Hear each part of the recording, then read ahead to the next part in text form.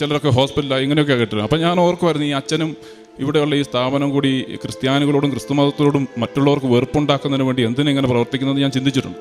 അതുകൊണ്ട് തന്നെ ഒരു കാരണവശാലും ഈ വഴിക്ക് വരരുതെന്ന് ചിന്തിച്ചിരുന്ന ഒരു മനുഷ്യനാണ് ഞാൻ. ഒരിക്കലും ജീവിതത്തിൽ സംഭവിക്കുകയില്ലാത്ത കാര്യങ്ങൾ എഴുതാൻ പറഞ്ഞപ്പോൾ എൻ്റെ നിയോഗങ്ങൾ 6 കടന്നുപോയി.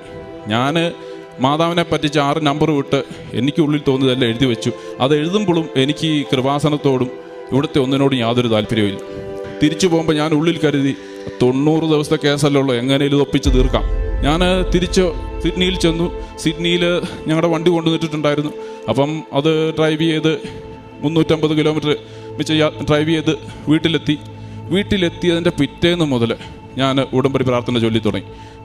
എനിക്ക് ഉള്ളിൽ വെറുപ്പ് തോന്നിയവരോടൊക്കെ ഞാൻ ക്ഷമിച്ച് പ്രാർത്ഥിച്ചു. ചിലരുടെയൊക്കെ വീടുകളിൽ തന്നെ പോയി ഞാൻ അവരെ കണ്ടു, അവരൊക്കെ ആയിട്ട് സംസാരിച്ചു. എൻ്റെ പ്രാർത്ഥനകൾ തുടർന്നു. എൻ്റെ ബാക്കി കാര്യങ്ങളെല്ലാം ഭംഗിയായിട്ട് ഞാൻ കൊണ്ടുപോയി. കുറച്ച് ദിവസം കഴിഞ്ഞപ്പം എൻ്റെ ഭാര്യ